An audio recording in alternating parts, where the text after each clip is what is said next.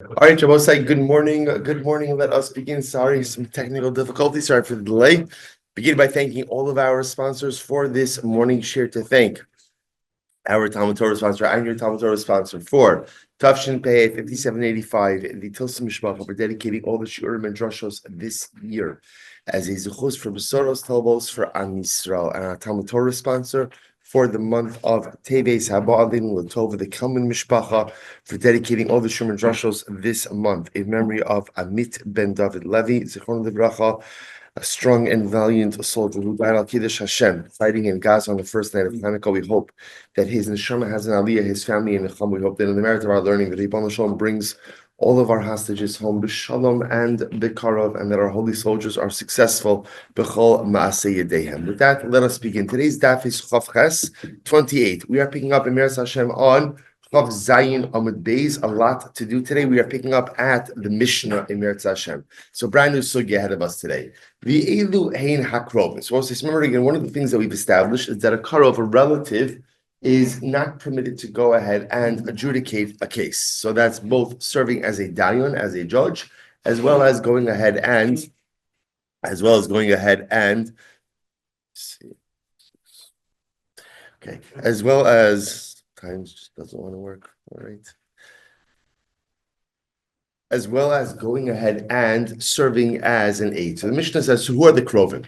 The ilu heina krovim. These are the relatives. Ochiv, a brother, Vachi Aviv, and father's brother, uncle, Vachi Imo, mother's brother, Ubal Acho. So this like triggers some of us for Yavamas, right? Sounds like Ubal Achoso, and brother-in-law, the husband of his sister, Ubal Achos Aviv, and the husband of father's sister and uncle, Ubal Achos Imo, and the husband of the mother's brother, Ubal Imo, and the husband, Balimo means mother's husband, V'chamov, a father-in-law, V'giso, a brother-in-law, Hein ubneyen v'chasneyen, them, their sons, as well as their sons-in-law. The Hargo, so we'll say Hargo Levad. Now we're going to say Hargo is a stepson. So we'll discuss in Meretz Hashem this very interesting case about what the case of stepson is. V'Hargo Levado, and ultimately again a brother-in-law or a stepson, Levado. Levado means no other associated relatives. Again, we'll get into that in the Gemara in just a little bit. Rabbi Yossi says, this up what we learned up until this point. This is the Mishnah. This is the statement of Rabbi Akiva about Mishnah Rishona. But again, in the first iteration of this halacha, Dodo or Ben Dodo, b'chalarai the Yarsho.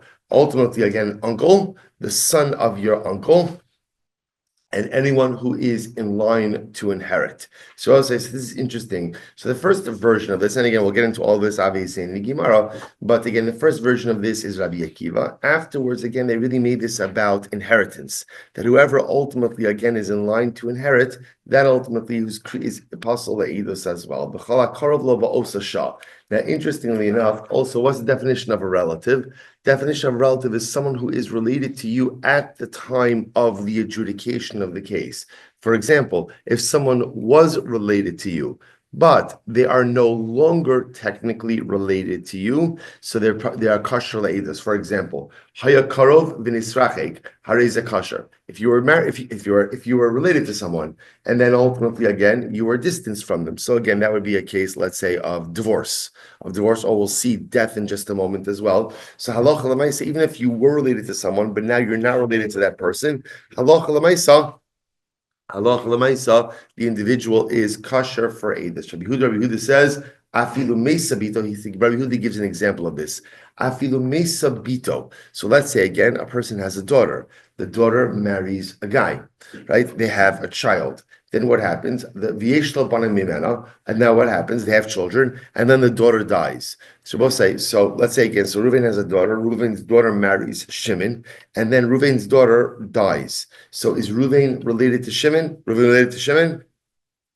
Technically speaking, no. Right? Technically speaking, no, because at the end of the day, Reuven's relation to Shimon is because Shimon is the husband of his daughter. If the daughter is dead, then technically speaking, Reuven is not related to Shimon. But yet again, interestingly enough, the Mishnah says, Hari Zakarov. They are still considered to be relatives, really because of the presence of grandchildren, right? The existence of grandchildren, by definition, links them. Okay, Ha'ohiv Avasoni. This is a fascinating case. So I say Ohiv means a very close friend or a very close enemy. I don't know if you have a very close enemy, or an intense enemy. An intense enemy. So the Gemara says these individuals are also pasal eidos. So this is interesting. What's the definition of an ohev? So an ohev ze shoshvino. So I'll say, so an ohev is someone who is like your groomsman. Now Rashi points out something interesting over here. He says, Shoshvino, pasal lo bimechu pasal. This is a person ultimately against, so Shoshvino means one of your groomsmen. This individual is pasal le'edus during the days of the wedding. So in other words, during the wedding party itself, and again, with some seches ksuvas, besides the wedding celebration itself would be an extended thing. So during the days of the chasana, so this individual would be pasal le'edus. Sone was the definition of an enemy. Interestingly enough, kol shelo diber imo shlosha yamim be'eva. So this is fascinating. So this is anyone who you have not spoken to for 3 days because of animosity, right? In other words, once you hear this, it could very well be able to speak to someone for 3 days, right? But if I'm dafka not speaking to them for 3 days because of animosity, that's called an oye. That's called an enemy. And these individuals are going to both say, so obviously the Ohev, the very close friend, right? The close friend is not believed to testify on my behalf because he's a very close friend. The enemy is also not believed to testify or adjudicate on my behalf because he's my enemy. Amarle, so he responded back to him, no. Lo nechshadu Yisrael al kach. That's not how Jews operate. Lo nechshadu, so Rashi says over here, Lo nechshadu Yisrael al kach, lo ha'id sheker mishum eva v'ava. V'davka be'edus, please. So we'll say, interestingly enough, so he responded, Klal Yisrael is not chashed for that. That's not how we operate. No one's going to lie because they love someone or because they hate someone. We're not choshesh or something like that. Okay, we'll see what that machlokes is exactly in the Gemara. Suppose say Gemara. So from how do we know this? Now, from how do we know what? From where do we know this concept that relatives are not believed to go ahead and adjudicate the case? Where exactly is that concept? Where exactly is that concept known from? So the Gemara says as follows: Torah says that fathers shall not die because of their sons. So the Gemara says, what does this mean? So if you want to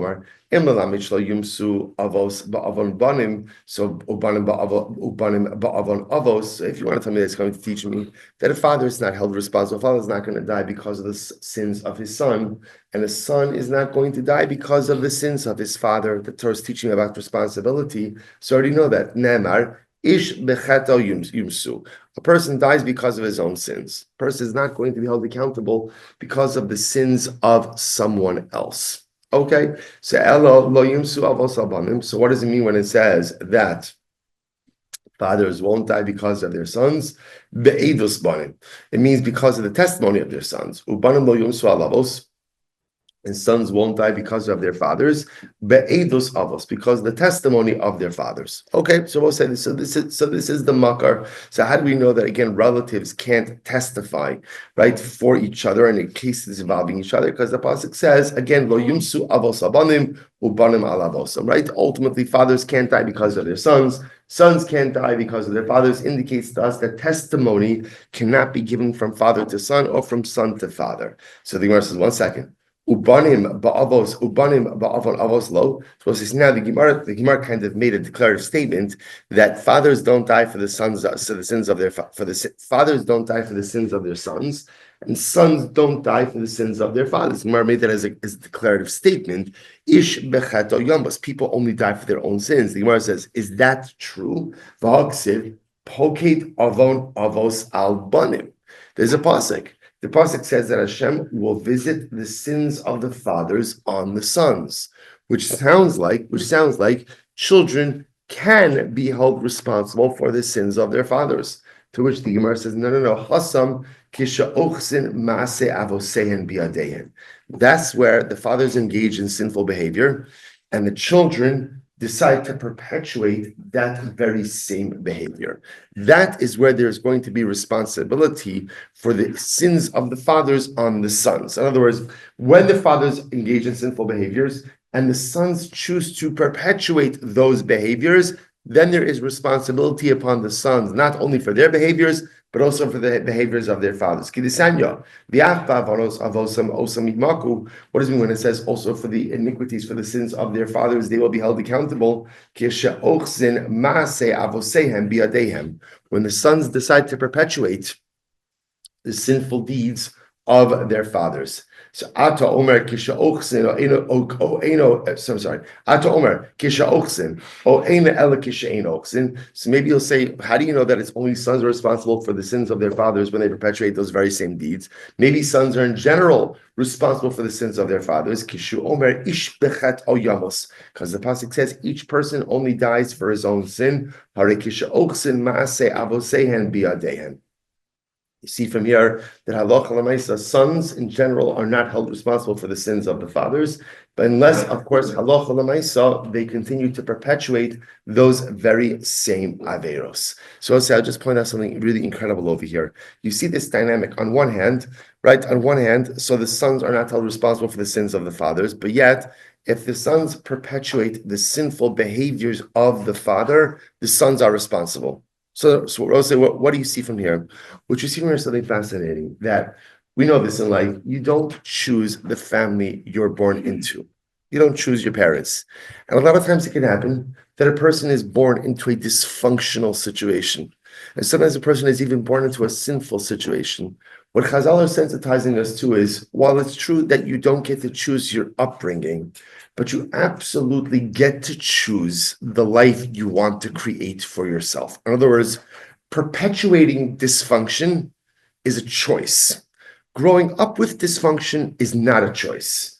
But at a certain point in time, a person has bechira, a person has free choice about the life they want to live and the person they want to be. If you don't make changes in yourself, that is on you. So to be brought up in a sinful home, okay, what are you going to do? You can't choose where you're brought up. But at a certain point in time, when you choose to perpetuate the same behaviors you were brought up with, that's on you. That's on you. At a certain point, the Chodesh Baruch Hu says, you know better. You know better. You know differently. You do not have to continue down that same road of spiritual dysfunction.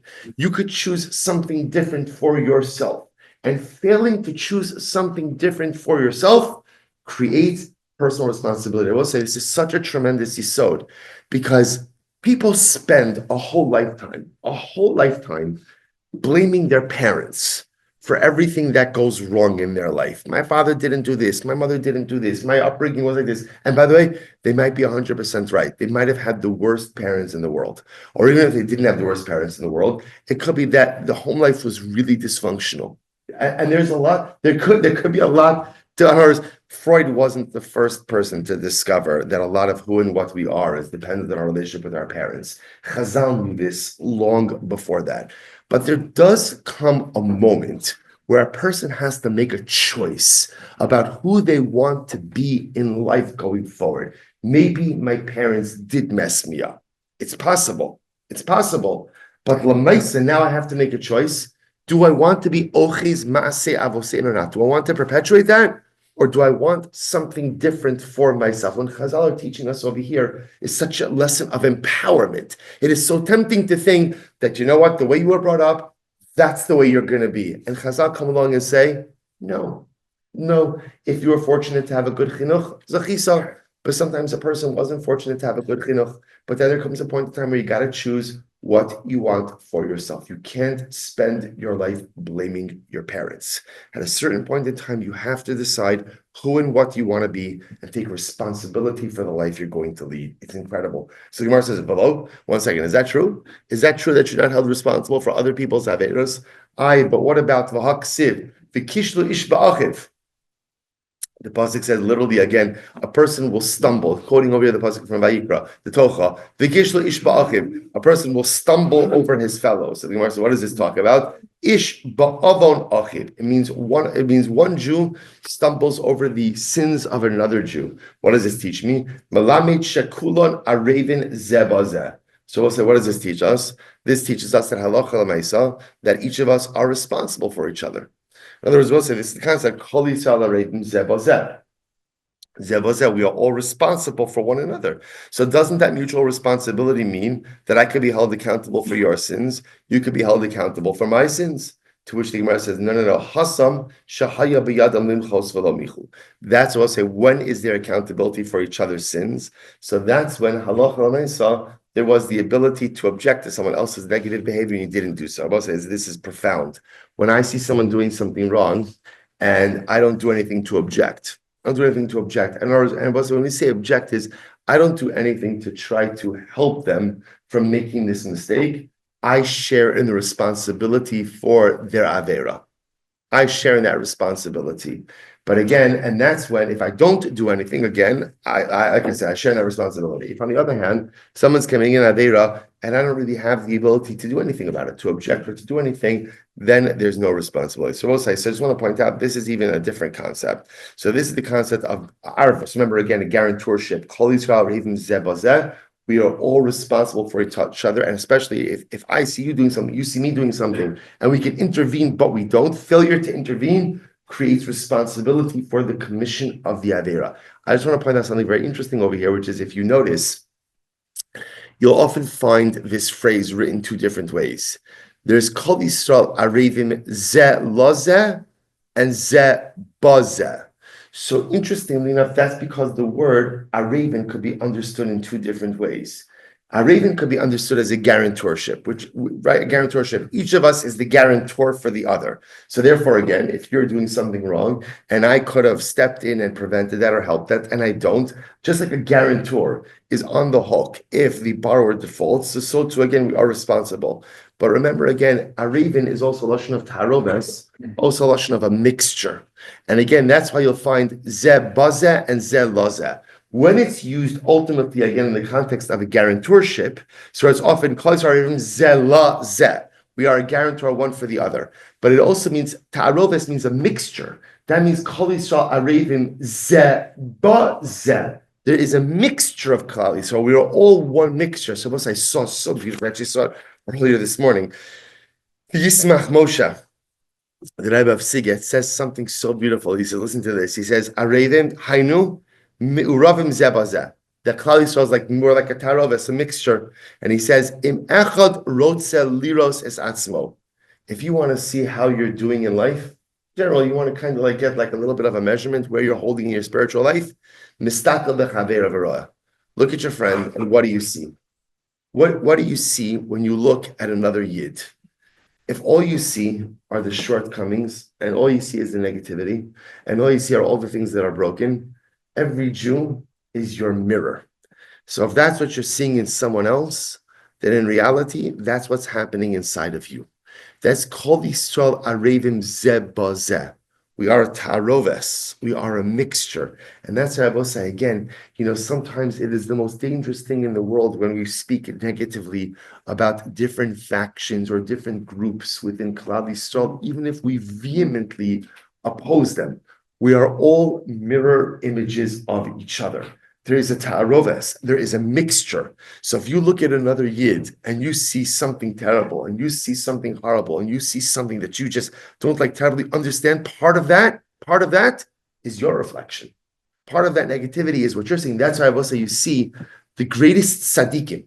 Right? If you notice this, by the way, the greatest tzaddikim often possess what? Or I would say differently.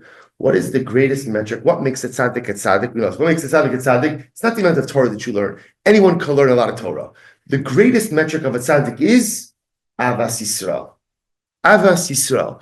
When you are able to love every single Jew, that means that you see the beauty in every Jew. When you see the beauty in every Jew, that means that's a reflection of you. So when you see the beauty in every single yid, that's because you yourself possess all of that beauty. Conversely, when you dislike that one, dislike this one, can't stomach this one, can't make eye contact with this one. Then that's a reflection of something broken inside of me. Someone who possesses true Avas Yisrael is able to see the beauty. It doesn't mean that there aren't imperfections, things wrong, or things broken in other Yidden. But that's what it means to have, that's what it means to be a tzaddik. To be able to see beauty means that beauty is reflected from me, from the other individual into thee. So just two different concepts. Kol Yisrael Raven Zebozeh, Kol Yisrael Raven Zelozeh. We are guarantors for one another. That's the Gemara saying over here that Allah, if someone else sins and I don't do anything to stop it, I am responsible for that. But we are also a mixture. And what you see in another Jew is often a reflection of what's happening inside of me. Incredible. So I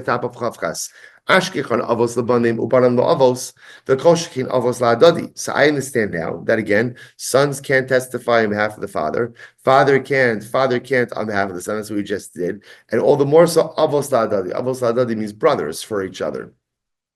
Banam labanam minalan. How about cousins? That cousins can't testify for each other. In came lichtov kra lo yumsu avos al ben.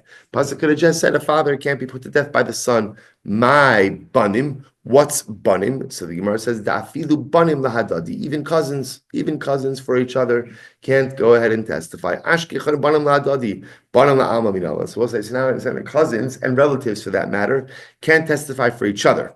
How do I know that relatives can't form a testimonial unit to testify on behalf of someone else? How do I know that? Amrai Barchama, Svaro, it's a Svaro. What's the Svaro? Kidisanya, as we learned, Ein Ha'idim Nasin Zobamin, Adshi Azumu Shnehen. So Edim, so remember again, Edim Zobamin can't become Edim can't become Zomin until both of them become Zomin, right? Again, we have this, again, we'll see this in Maseches Makos. Actually, very exciting. Makos next? Yeah, Makos is next.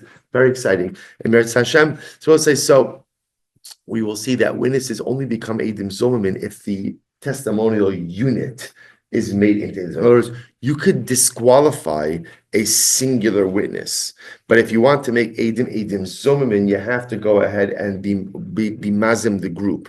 So the Gemara says, say if you would think that in general relatives have the ability to testify, again, I will say, just want to point out what's happening over here. Up until this point, what we've proven is that relatives can't testify for or against each other. Now we pivoted a little bit. How do I know that relatives can't form a testimonial unit to testify for or on behalf of someone else, right? Brothers, cousins, uncles, right? Can't be a unit. So the Gemara says, so remember again, witnesses only become zomin until both of them become zomin. The Gemara says, Nimtsu eight zomin. If you would think that again, relatives in general can testify on behalf of someone else. Nimtsu eight zomin nerag be'edosachab. Then Abba say, it could turn out that you could have relatives making another relative into an eight zomim, and halacha l'maisa. Then in potentially in a capital case where again eight zomim are executed, it would turn out that one person is executed based on the testimony of a relative. Okay, Armali Rav Lotamech. Rav is going to your logic. Lotamech, according to this logic, Hadislan, that which we learned. Shlosha achin. If you have three brothers, ve'echa mistayfe mahen, and one person is combining with them, hare gimel edios. These are three different testimonies. Now, what's the case over here? Take a look at Rashi.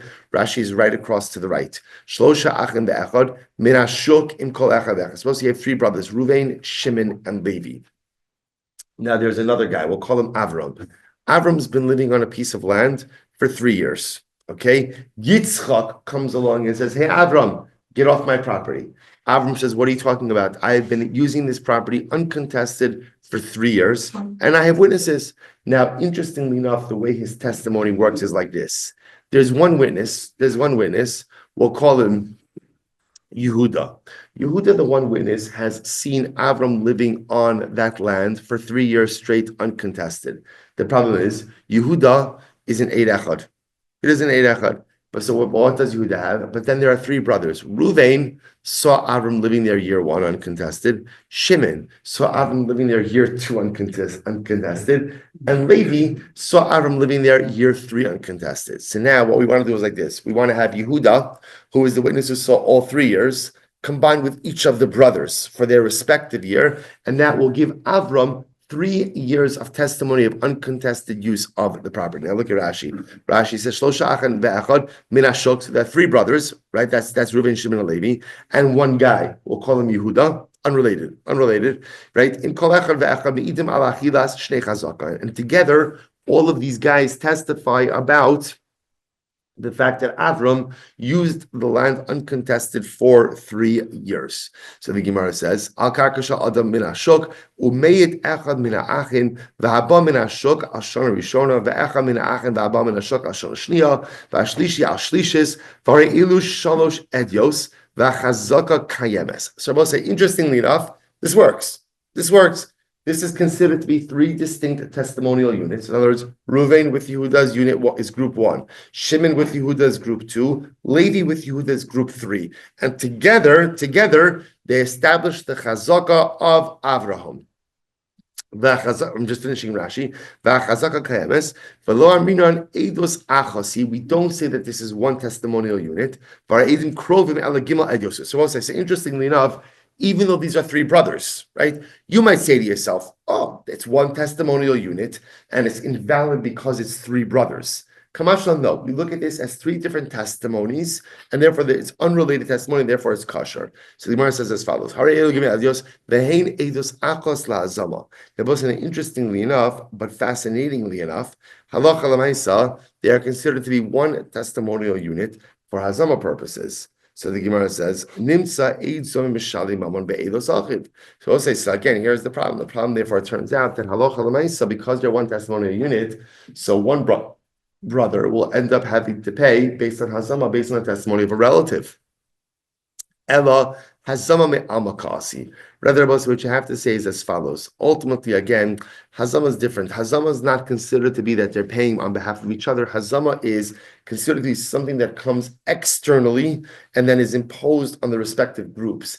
They are not considered to be linked, even though they all suffer the same hazama punishment.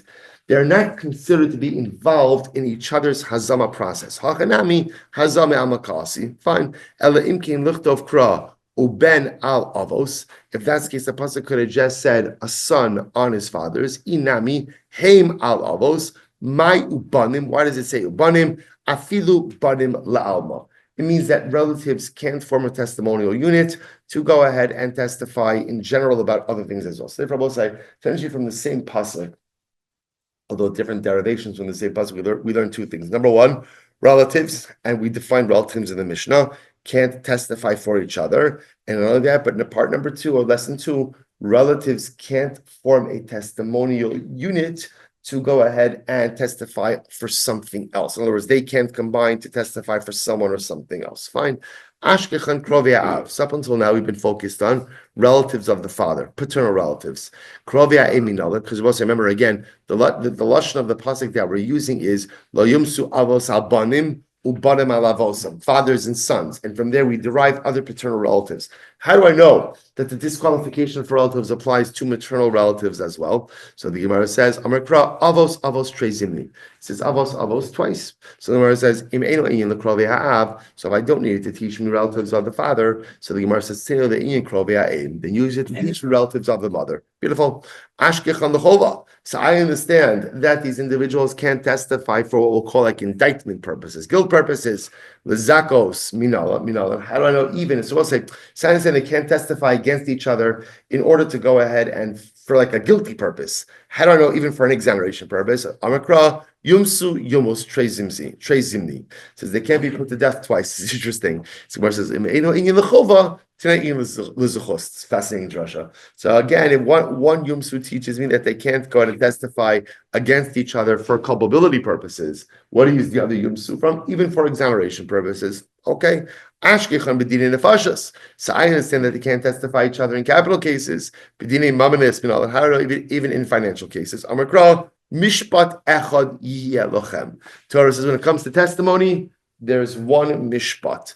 Mishpat hashava lochem. So again, I will say therefore in this area there's one uniform halacha. What's the one uniform halacha? Relatives can't testify. Amarav Rav says as follows: Achi Abba lo yaedli. So the Rav says like this: the father of my brother, which is my uncle, can't testify for me. Right? My uncle is disqualified from from testimony. So the Gemara says, and that's not, and who's included in uncle? That's my uncle who? Ubeno, my uncle's son, V'chasno, my uncle's son-in-law.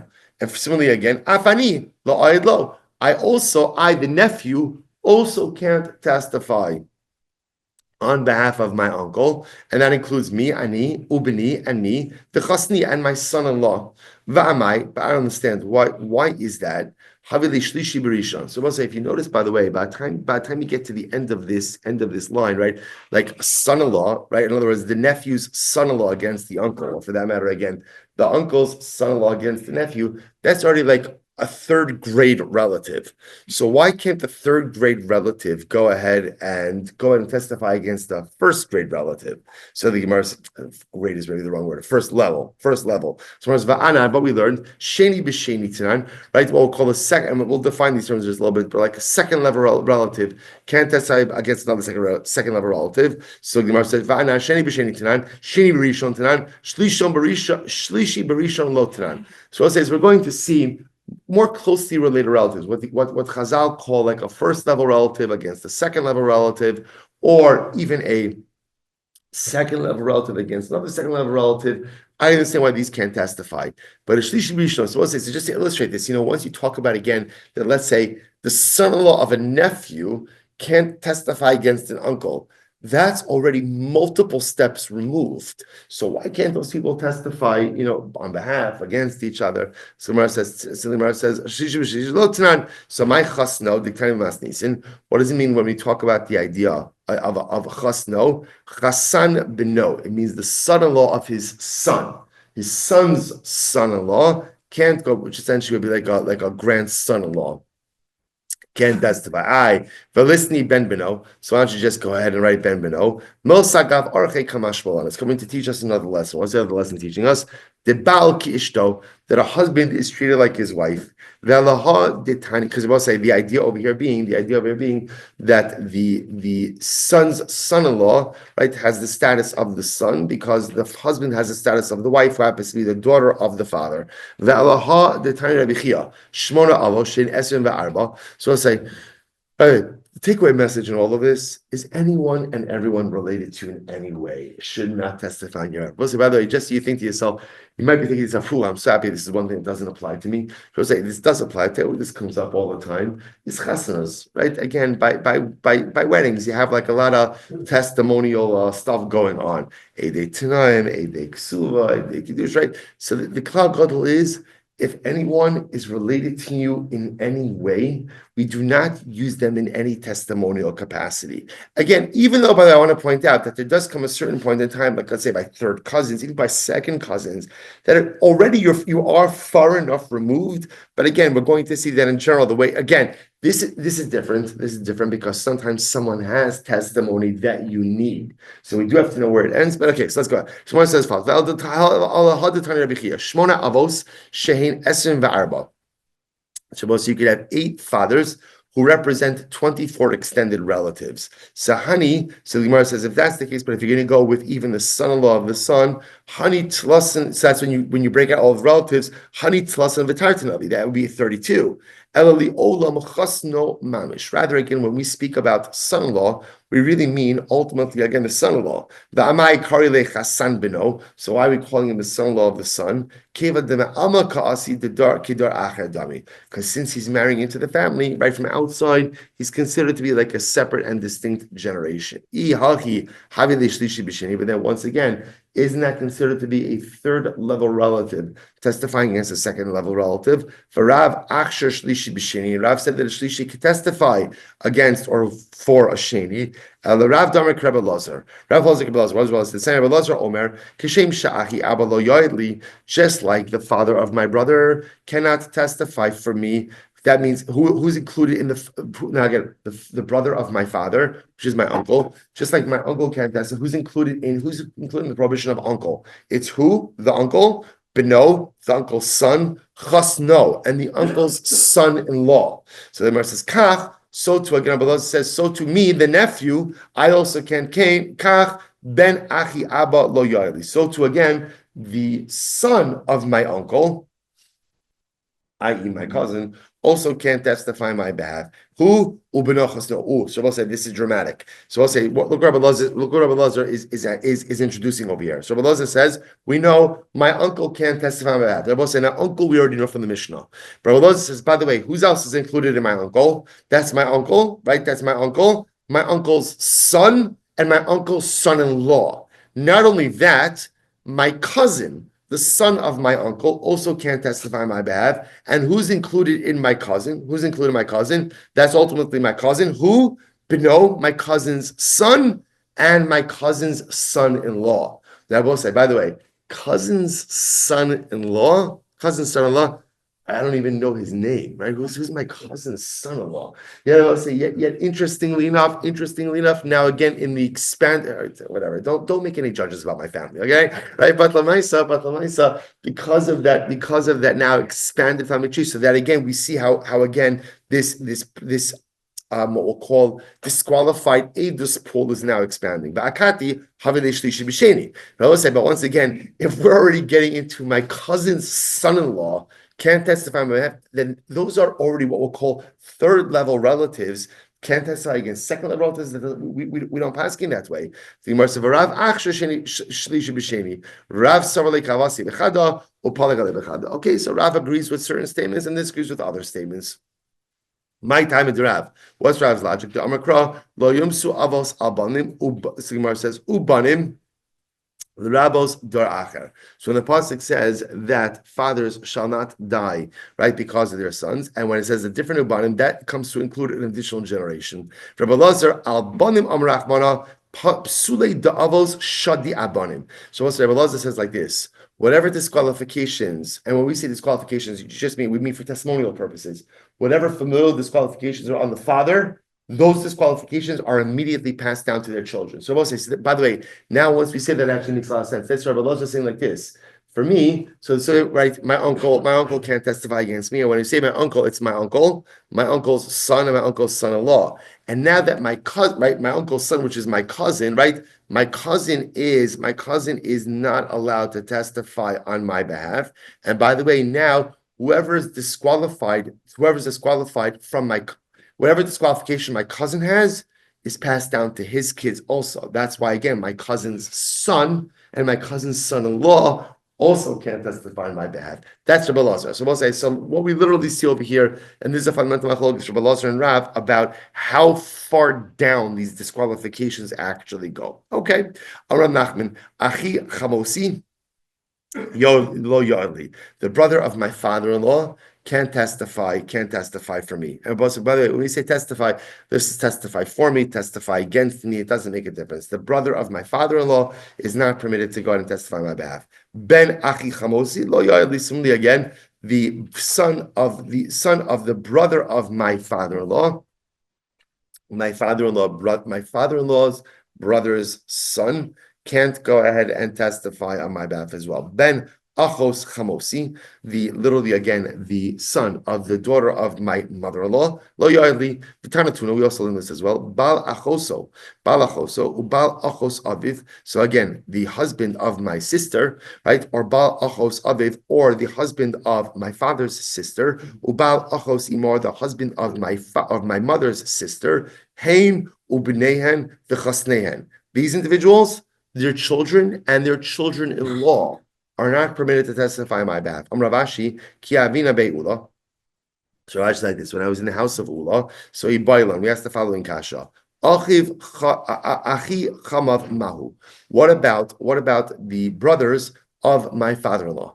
What's their status? So the Gemara says, Ben achi chamav mahu. What about the son of the brother of my father-in-law? Ben achos chamav mahu, the son of the sister of my father-in-law, mahu. Amrlan, he said to us, so we learn this, achiv, vachi aviv, vachi imo, heinu b'nei v'chasnehan. So I say, so pretty much all these people will be disqualified, right? The brother of my father, the brother of my mother, them, their children, their sons-in-law are all disqualified to give edus. Rav ikla lemizban amadez bosai. So Rav went to go ahead and purchase kvili. Kvili are klafim. So Rav went to purchase klaf, right? So again, that is not actually an important part of the story. What it's just saying is Rav is going out shopping. And I will say what happens, right? So again, Rav can't shop in peace because what happens when Rav goes when Rav goes to 7 Mile Market? So what is it, right? When Rav goes, he's going out to buy parchments. So what happens? He gets stopped. They asked him, Mao sheyoid adam be'eshes chargo. So is a person permitted to testify against his wife's stepson? Be'eshes chargo. I'm sorry. The wife of his stepson. Be'eshes chargo. So the Gemara says. So what is? Look at Rashi for just a moment. Now what's the case of where a man would be testifying for his stepson's wife? So Rashi says,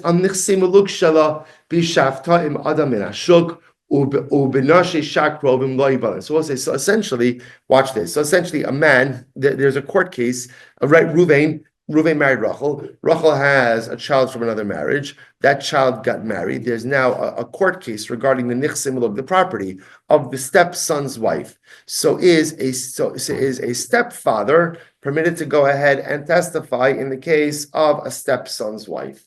So the Gemara says, what's the halacha? So Basura Amri, Balki Ishto. That a husband is like a wife.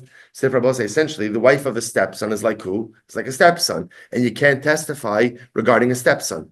Right? A stepson is still considered to be a relative, and therefore Allah Lamaisa, you can't go ahead and testify. You can't testify. You can't be involved in testimony on the stepson's behalf. You also can't be involved in the testimony of the wife of the stepson. Pomadisa Amru Isha Kebaila.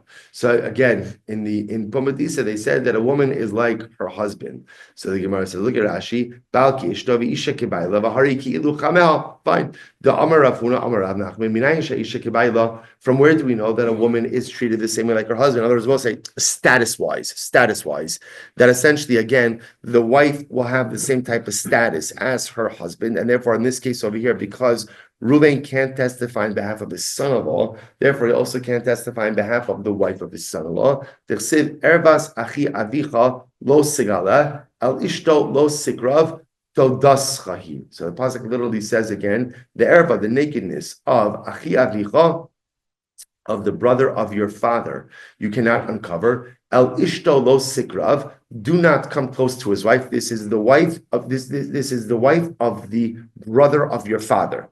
Your uncle's wife. So the Gemara said, Lo sikarab dodaschahi. She is your aunt. So the Gemara said, but she's not your aunt. Who's your aunt? Or we'll say, who's your aunt?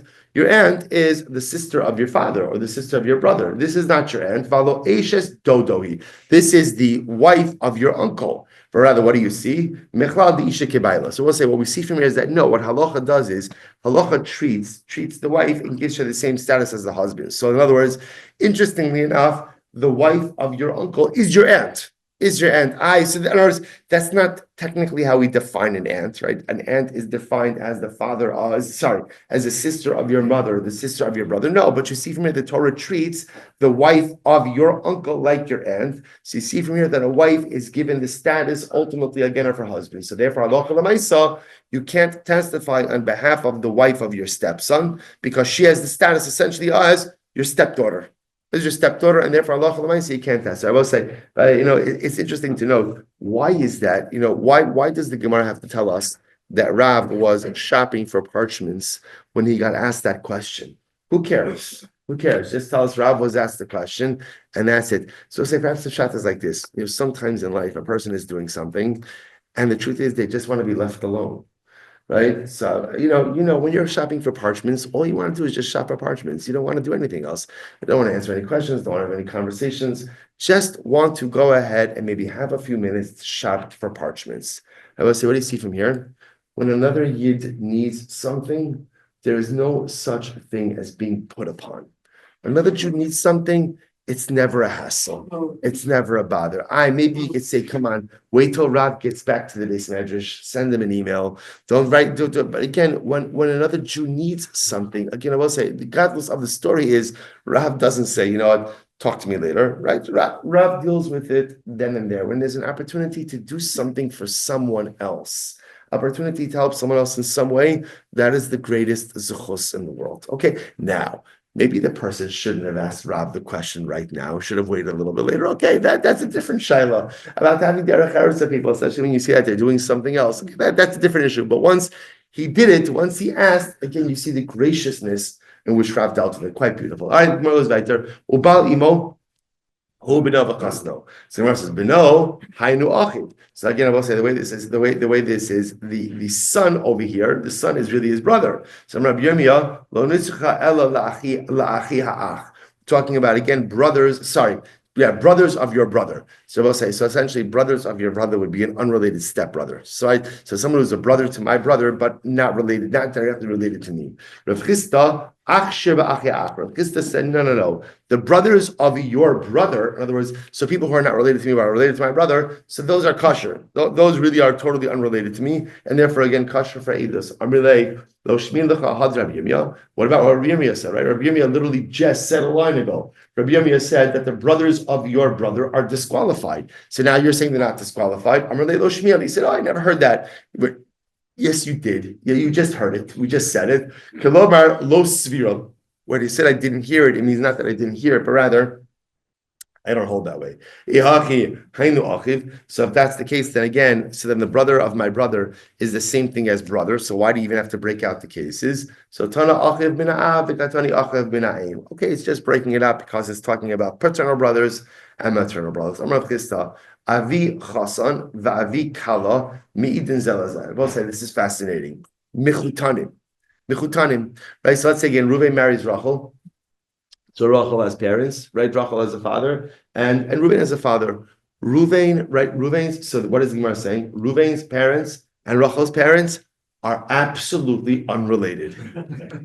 You're like, I knew this my whole life, right? Right? Are absolutely Michutanim are not related for these purposes over here. They are permitted to testify against each other. Now, again, I'm using the word against, but you understand that I don't mean against. It just means testify. It could be for, it could be against. The idea means over here they can be involved in testimony that has an impact on the other because they are not considered to be related.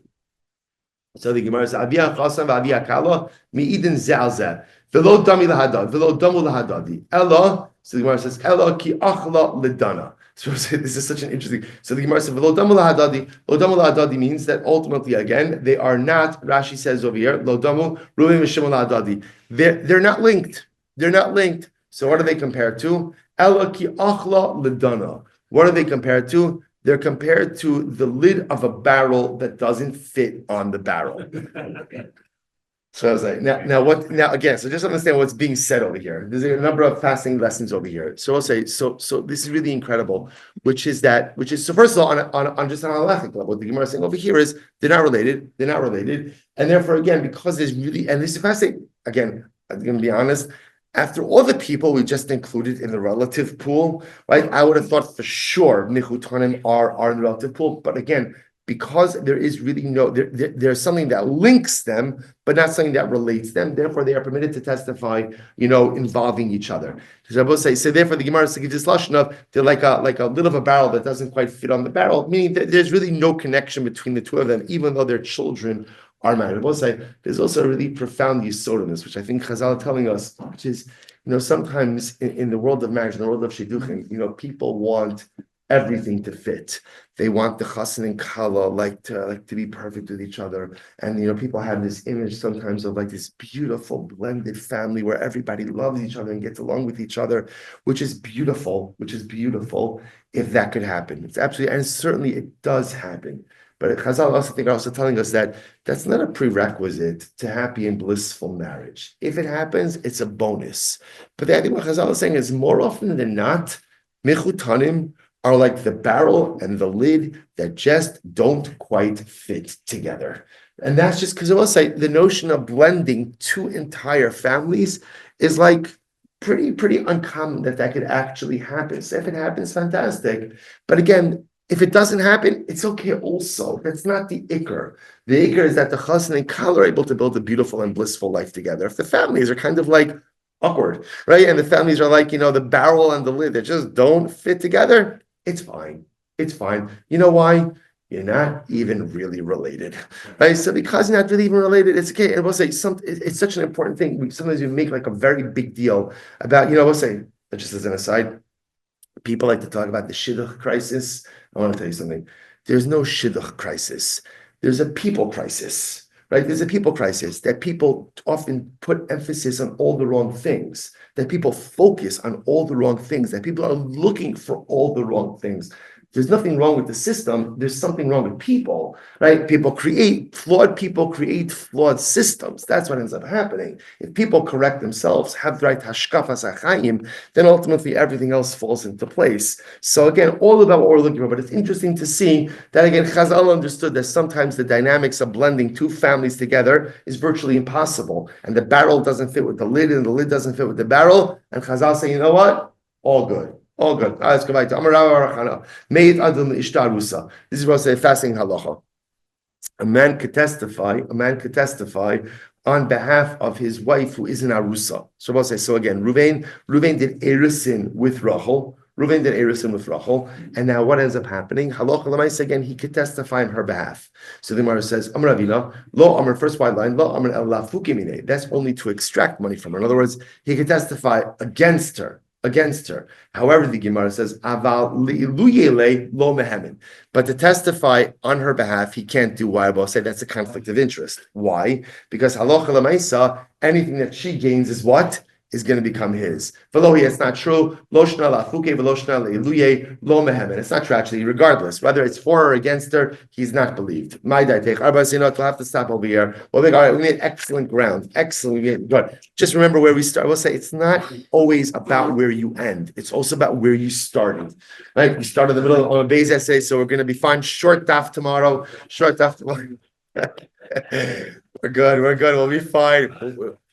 I think I have not failed you yet. I'll get you where you're needed to get you. Let's say shkayach. Sorry for today. All right, Chevra on Zoom. I feel like the Zoom Chevra has more faith in me than the in-person Chevra. All right, I'll say have a great day, everyone.